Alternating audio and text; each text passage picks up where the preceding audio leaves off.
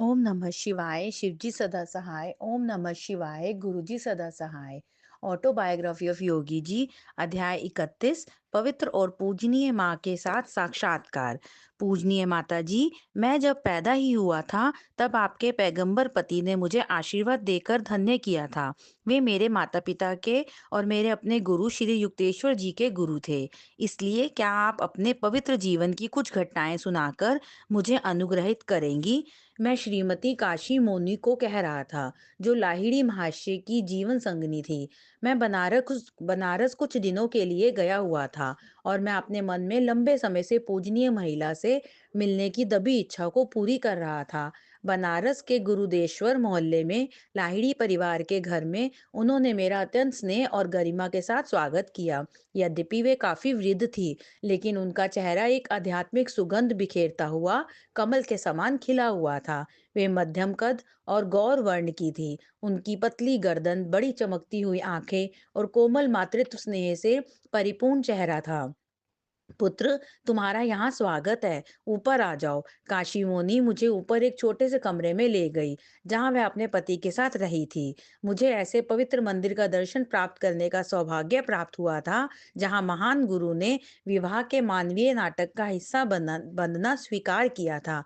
नम्रतापूर्ण उस सौम्य महिला ने मुझे अपने पास एक तकिए के सहारे पास बैठने को कहा। मुझे अपने पति की दिव्यता का एहसास कई वर्षों के बाद हुआ। उन्होंने कहना शुरू किया, एक दिन इसी कमरे में मैंने एक सजीव स्वप्न देखा। अलौकिक देवियां एक अकल्पनीय मधुरता के साथ मेरे ऊपर तैर रही थी। यह दृश्य इतना सजीव और वास्तविक लगा कि मैं तुरंत उठ गई। मेरा कमरा एक चौंधियाती रोशनी से प्रकाशमान था। मेरे पति पद्मासन मुद्रा में कमरे के बीच उड़ रहे थे। उनके चारों ओर देवता उनको हाथ जोड़कर विनम्रता से उनकी पूजा कर रहे थे। मैं इतनी आश्चर्यचकित हुई, मुझे यकीन था कि मैं अभी भी स्वप्न देख रही हूँ। नारी, लाहिड़ी महाशय ने कहा, आप सपना नहीं देख रही हैं। अपनी नींद को हमेशा हमेशा के लिए त्याग दो। जब वह धीरे धीरे फर्श पर उतरे, तो मैंने साष्टांग उनके चरणों में प्रणाम किया। गुरुदेव, मैंने रोते हुए कहा, मैं बार बार नमन करती हूँ। मैंने आपको अपना पति माना। क्या आप इसके लिए मुझे क्षमा कर देंगे? मैं शर्म से मरी जा रही हूँ कि ऐसे दिव्य जागृत व्यक्ति के साथ रहते हुए भी मैं अज्ञान की नींद में सोती रही। आज रात के बाद से अब आप मेरे पति नहीं, बल्कि मेरे गुरु होंगे। क्या आप मेरे जैसे तुच्छ को अपना शिष्य स्वीकारेंगे? मेरे स्वामी ने मुझे प्यार से छुआ। पवित्र आत्मा, उठो। तुम्हें मैंने अपना शिष्य स्वीकार किया। उन्होंने देवताओं की ओर इशारा करते हुए कहा, कृपा करके अब इन पवित्र संतों को एक-एक करके प्रणाम करो। जब मैंने सब देवताओं को प्रणाम किया, तब उनकी आवाज ऐसी लगी जैसे कि प्राचीन ग्रंथों से सामूहिक आवाज एक स्वर में निकल रही हो। इस दिव्य पुरुष की अर्धांगिनी, आपको हम सबका आशीर्वाद है। हम आपको सलाम करते हैं। उन्होंने मेरे चरणों पर प्रणाम किया और आश्चर्य से उनके दिव्य शरीर लुप्त हो गए और अंधेरा छा गया। मेरे गुरु ने मुझे क्रिया योग में दीक्षा लेने को पूछा। जरूर, मैंने तुरंत जवाब दिया। मैंने यह आशीर्वाद पहले नहीं लिया। इसके लिए मुझे क्षमा करें। तब समय नहीं आया था। लाहिड़ी महाशय ने सहानुभूति पूर्वक कहा, मैंने तुम्हारे कई कर्मों से तुम्हें बाहर निकालने में चुपचाप तुम्हारी सहायता की है। अब तुम इसके लिए अपनी इच्छा से तैयार हो। उन्होंने मेरा माथा छुआ। ढेर सारा घूमता हुआ प्रकाश प्रकट हुआ। वह प्रकाश धीरे धीरे नीले रंग के आध्यात्मिक नेत्र में प्रकट हो गया। उसके चारों तरफ सुनहरी परिधि और बीच में एक पंचकोणीय तारा था। अपनी चेतना को इस तारे से ले जाकर अनंत परमेश्वर के साम्राज्य को देखो। मेरी गुरु की आवाज में एक नई नवीनता दूर से बजते मधुर संगीत की तरह थी। मेरी आत्मा के तट पर समुद्री लहरों की तरह एक के बाद एक दृश्य दिखने लगे। फिर पूरा दृश्य परमानंद के सागर में विलीन हो गया। मैं उस निरंतर लहराती लहरों में खो गई। जब मुझे घंटों बाद इस सांसारिक चेतना में आई, तब मेरे गुरु ने मुझे क्रिया योग की तकनीक सिखाई। उस रात के बाद लाहिड़ी महाशय कभी भी मेरे कमरे में नहीं सोए। यही नहीं, उसके बाद वे कभी सोए ही नहीं। वे नीचे के सामने वाले कमरे में रहते थे, जहां उनके शिष्य दिन रात उनके साथ रहते। वह उदार महिला शांत हो गई। उनके महान योगी के साथ संबंधों की अद्वितीयता को समझते हुए मैंने उनसे और प्रसंग सुनाने का आग्रह किया।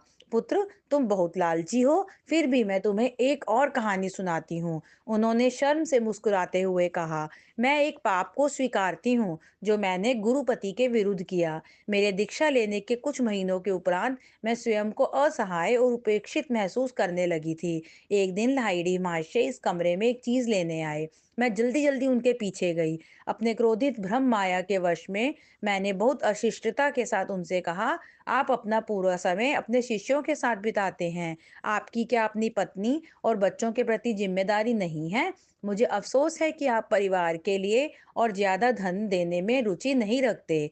गुरुदेव ने मुझे एक क्षण के लिए देखा, फिर मैंने आश्चर्य से देखा तो वह अदृश्य हो गए थे। मैं विस्मित और डर गई। मैंने कमरे के हर कोने से यह आवाज सुनी, यह सब कुछ कुछ नहीं है। क्या तुम देखती नहीं? मेरा जैसा व्यक्ति जो कुछ भी नहीं है तुम्हारे लिए धन की व्यवस्था कैसे कर सकता है? गुरुजी, मैं रोने लगी। मैं आपसे लाखों बार क्षमा मांगती हूँ। मेरी पापी आंखें अब आपको नहीं देख सकती। कृपा करके अपने दिव्य अवतार में प्रकट हो। मैं यहाँ हूँ। यह जवाब मेरे ऊपर से आया। मैंने ऊपर देखा और गुरु हवा में साक्षात प्रकट हो गए। उनका सर छत को छू रहा था। उनकी आंखें चौंधियाने वाली अंगारा बनी हुई थी। जब वे नीचे उतरे तो डर के मारे मैं उनके चरणों में लेटकर रोती रही। नारी, उन्होंने कहा, दिव्य संपत्ति को देखो, धरती की इस तुच्छ चमक को नहीं। अंदर के अतुल्य धन को पाने के बाद तुम देखोगी कि बाह्य जरूरतें स्वयं ही पूरी होती दिखेंगी। फिर उन्होंने कहा, मेरा एक आध्यात्मिक पुत्र आपके लिए सब व्यवस्था करेगा। मेरे गुरु के शब्द स्वाभाविक रूप से सत्य साबित हुए। एक शिष्य ने हमारे परिवार के लिए काफी धन की व्यवस्था कर दी। मैंने काशी मोनू को अपने अद्भुत अनुभवों को मेरे साथ बांटने के लिए उनका धन्यवाद किया। अगले दिन मैं वापस उनके घर आया और घंटों 3 कौड़ी और द्वि कौड़ी लाहिड़ी के साथ आध्यात्मिक विचार विमर्श किया। लाहिड़ी महाशय के ये दो पुत्र अपने भारत के महान गुरु के आदर्श पद चिन्हों पर चले। दोनों व्यक्ति देखने में गोरे, लंबे, मजबूत शरीर, सौष्ठव, घनी दाढ़ी, कोमल आवाज और उनका आचार विचार और व्यवहार पुराने वक्त का था। उनकी पत्नी काशी मौनी अकेली लाहिड़ी महाशय की शिष्या नहीं थी। उनकी तरह हजारों स्त्रियां, जिसमें मेरी माँ भी शामिल थी, उनकी शिष्याएं थी। एक स्त्री शिष्या ने एक बार गुरु की फोटो मांगी। उन्होंने उन्हें एक प्रिंट दिया, यह कहते हुए कि यदि तुम्हें सुरक्षा की जरूरत है तो ऐसा ही होगा, अन्यथा यह केवल एक चित्र है। कुछ दिनों बाद यह स्त्री और लाहिड़ी महाशय की पुत्री दोनों एक मेज पर बैठकर भगवत गीता का अध्ययन कर रहे थे। मेज के पीछे गुरुदेव की फोटो टंगी हुई थी। अचानक उसमें से एक भयानक आवाज के साथ बिजली निकलने लगी। लाहिड़ी महाशय, हमारी रक्षा करो, दोनों ने चित्र को प्रणाम करते हुए कहा। बिजली से चित्र और भगवत गीता दोनों नष्ट हो गए थे, लेकिन दो भक्त पूरी तरह से सुरक्षित थे। एक शिष्य ने कहा, मुझे ऐसा लगा जैसे गर्मी से बचाने के लिए मेरे चारों तरफ बर्फ की चादर रख दी हो। लाहिड़ी महाशय ने उस महिला शिष्या, जिसका नाम अभया था, से संबंधित दो चमत्कार किए। वह और उसके पति, जो कि कलकत्ता में वकील था, बनारस की ओर अपने गुरु से मिलने निकले। उनकी घोड़ागाड़ी भारी भीड़ होने के कारण हावड़ा स्टेशन देर से पहुंची। जब बनारस की ओर जाने वाली ट्रेन चलने की सीटी बजा रही थी, अभया टिकट घर के आगे चुपचाप खड़ी थी। लाहिड़ी महाशय, मैं आपसे ट्रेन रुकवाने की प्रार्थना करती हूँ। मैं आपको देखने में एक दिन की देरी भी सहन नहीं कर सकती। उस घड़घड़ाती ट्रेन के पहिए तो घूम रहे थे, लेकिन गाड़ी नहीं चल रही थी। इंजीनियर और यात्री इस अद्भुत घटना को देखने के लिए नीचे उतरे। एक अंग्रेज रेल रोड का गार्ड अभया और उसके पति के पास आया और उन्हें अपनी सेवा का प्रस्ताव दिया। ऐसा इससे पहले कभी नहीं हुआ था। बाबू, आप मुझे पैसा दे दें, आप गाड़ी में बैठें, मैं आपके लिए टिकट लेकर आता हूँ। जैसे ही दोनों अपनी सीट पर बैठे और उन्हें टिकट मिला, गाड़ी धीरे धीरे आगे बढ़ने लगी। जल्दी जल्दी दौड़कर इंजीनियर और यात्रियों ने किसी तरह गाड़ी पकड़ी। किसी को भी यह पता नहीं चल पाया कि क्यों और कैसे गाड़ी रुकी। जब वे बनारस लाहिड़ी महाशय के घर पहुंचे तो अभया ने लेटकर उनके चरण छूने का प्रयास किया। अपने को संभाल अभया, उन्होंने कहा, तुम्हें मुझे परेशान करने में कितना आनंद मिलता है, जैसे कि तुम अगली गाड़ी से यहाँ नहीं आ सकती थी। अभया लाहिड़ी महाशय के पास एक दूसरे यादगार मौके पर आई। इस बार उसे उनकी मध्यस्थता ट्रेन के लिए नहीं, बल्कि संतान के लिए चाहिए थी। मैं आपसे प्रार्थना करती हूँ कि आप आशीर्वाद दें कि मेरी 9वीं संतान का जीवन बच जाए। उसने कहा, मेरी 8 संतानें हुई, मगर जन्म के फौरन बाद ही उनकी मृत्यु हो गई। गुरुदेव सहानुभूति के साथ मुस्कुराए। तुम्हारा बच्चा जीवित रहेगा। मेरे निर्देशों का ध्यान पूर्वक पालन करो। बच्चा जो कि लड़की होगी, उसका जन्म रात को होगा। तुम्हें देखना होगा कि लैंप सुबह होने तक जलता रहे, सोना नहीं, जिससे दिया बुझ ना जाए। अभया का बच्चा एक पुत्री थी, जिसका जन्म रात को हुआ था, जैसा कि सर्वज्ञानी गुरु ने बताया था। अभया ने नर्स को लैंप को तेल से भरने का आदेश दिया। दोनों स्त्रियां रात भर जागती रही। सुबह होने वाली थी, तभी दोनों को नींद आ गई। लैंप का तेल खत्म होने वाला था, उसका प्रकाश धीमा होने लगा। तभी शयन कक्ष का दरवाजा जोर की आवाज से खुला। इस आवाज से दोनों जग गई, आश्चर्य में पड़ गई जब उन्होंने लाहिड़ी महाशय को देखा। अभया, देख, प्रकाश जाने को है। उन्होंने लैंप की तरफ इशारा किया। नर्स दौड़कर उसमें तेल भरने लगी। जैसे ही प्रकाश तेज हुआ, गुरुदेव अंतर्ध्यान हो गए। दरवाजा बंद हो गया और सिटकनी अपने आप बंद हो गई। अभया का 9वां बच्चा जीवित रहा। वर्ष 1935 में मैंने उसके बारे में पूछा था। वह जीवित थी। लाहिड़ी महाशय के एक शिष्य, पूजनीय काली कुमार रॉय, उन्होंने गुरुदेव के साथ बिताए जीवन के कई वृतांत सुनाए। रॉय ने बताया, मैं बनारस के घर में अक्सर उनके यहाँ अतिथि की तरह हफ्तों रहता था। मैंने देखा कि कई साधु, दंडी, स्वामी रात की शांति में उनके चरणों पर बैठे रहते थे। कभी कभी वे ध्यान और अध्यात्म के विषयों पर बात करते। सुबह सुबह वे सब महात्मन अतिथि चले जाते। मैं जब भी वहां गया, मैंने लाहिड़ी महाशय को सोने के लिए कभी लेटते हुए नहीं देखा। मास्टर के साथ मेरे संपर्क के शुरुआती दिनों में मुझे अपनी नियोक्ता का बहुत विरोध झेलना पड़ता था। रॉय ने आगे बताया, वह बहुत सांसारिक प्रकृति का था। मुझे अपने कर्मचारियों में किसी भी तरह की धार्मिकता नहीं चाहिए। वह मेरा मजाक उड़ाते हुए कहता, यदि मैं कभी तुम्हारे पाखंडी गुरु से मिलूंगा, तो मैं उसे ऐसे शब्द सुनाऊंगा जिन्हें वह हमेशा याद रखेगा। इस चेतावनी के बावजूद मैंने अपना नियमित कार्यक्रम जारी रखा। मैं हर शाम वहां नियमित रूप से अपने गुरु के सानिध्य में रहता। एक रात मेरा मालिक मेरे पीछे पीछे आया और जल्दी जल्दी बरामदे में बदतमीजी से घुसा। जाहिर था कि वह उन भद्दे विचारों को व्यक्त करने पर उतारू था। जैसे ही वह बैठा, लाहिड़ी महाशय ने एक छोटे से समूह, करीब 12 शिष्यों को संबोधित किया। क्या तुम एक चलचित्र देखना चाहते हो?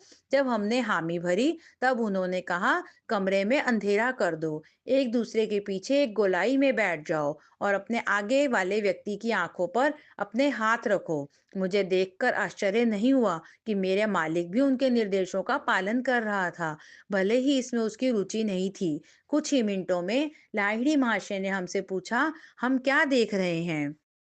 गुरुदेव, मैंने जवाब दिया, एक सुंदर स्त्री दिख रही है। उसने लाल रंग के बॉर्डर वाली साड़ी पहनी हुई है और वह एक बड़े बड़े हाथी के कान जैसे पौधे के पास खड़ी हुई है।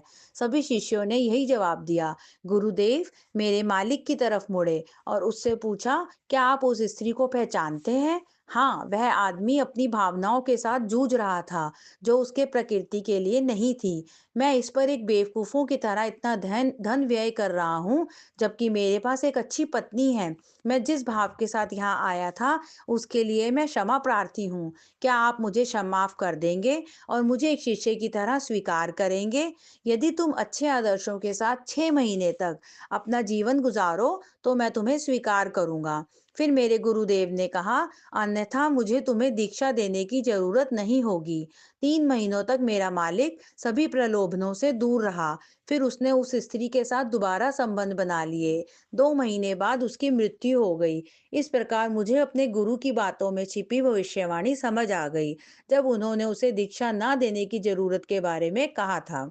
लाहिड़ी महाशय के एक प्रसिद्ध मित्र थे, स्वामी त्रैलंग, जिनके बारे में प्रसिद्धि थी कि उनकी आयु 300 वर्ष की है। दोनों योगी अक्सर साथ साथ ध्यान में बैठते।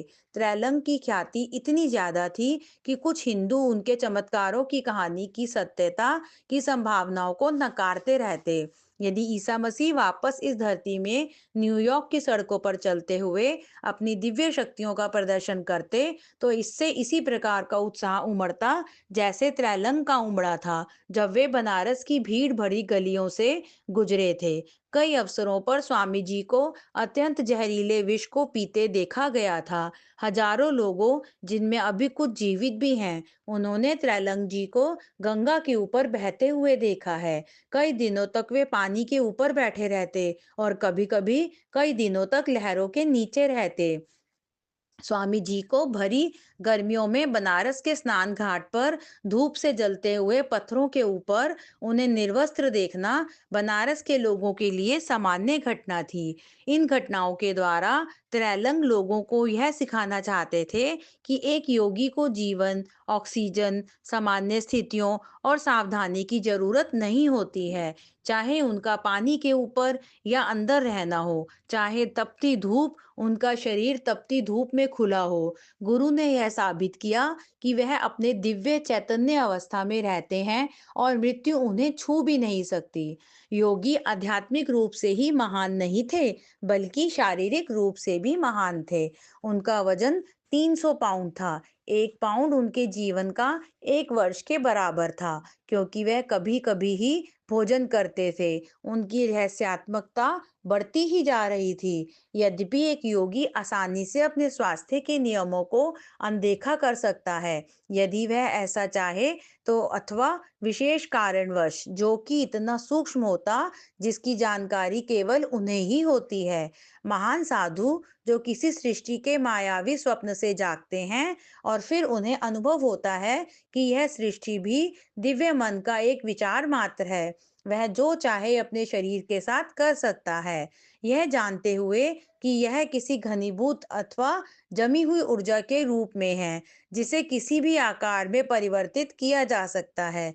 यद्यपि वैज्ञानिकों को अब इस बात की जानकारी है कि पदार्थ कुछ नहीं बल्कि एक धन रूपी ऊर्जा है, लेकिन पूर्ण रूप से सिद्ध पुरुषों ने बहुत समय से सैद्धांतिक ज्ञान को पार करके इससे व्यावहारिक प्रयोग को करना शुरू कर दिया था।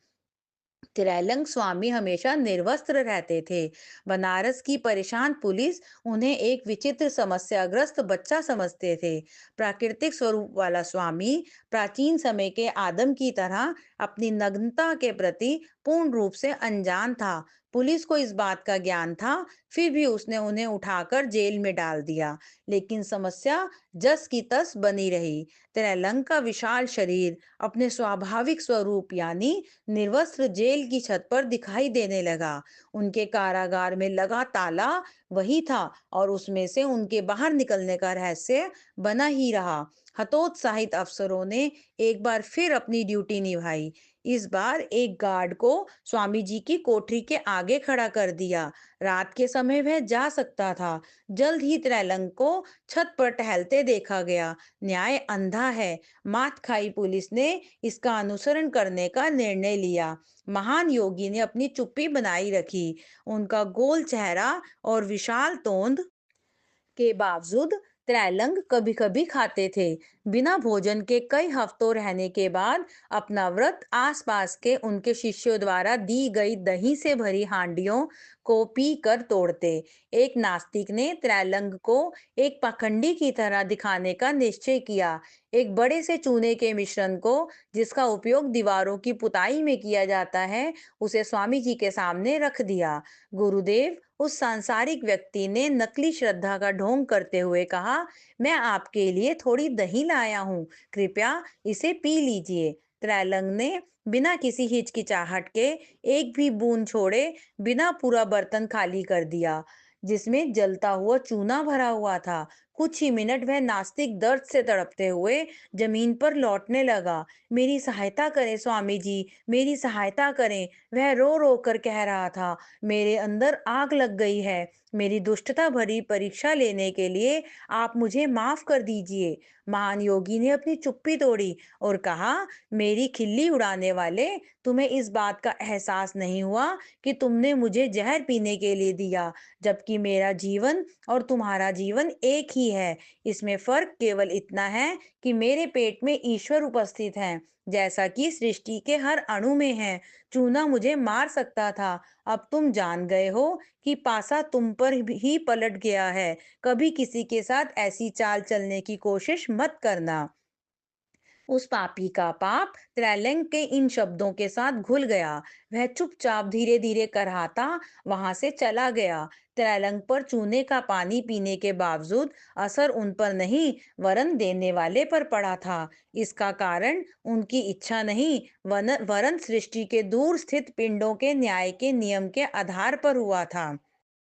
त्रैलंग जैसे योगी जिनका ईश्वर के साथ आत्म साक्षात्कार हो गया हो, उसकी वजह से दिव्य नियम तुरंत प्रभावी हो गया था।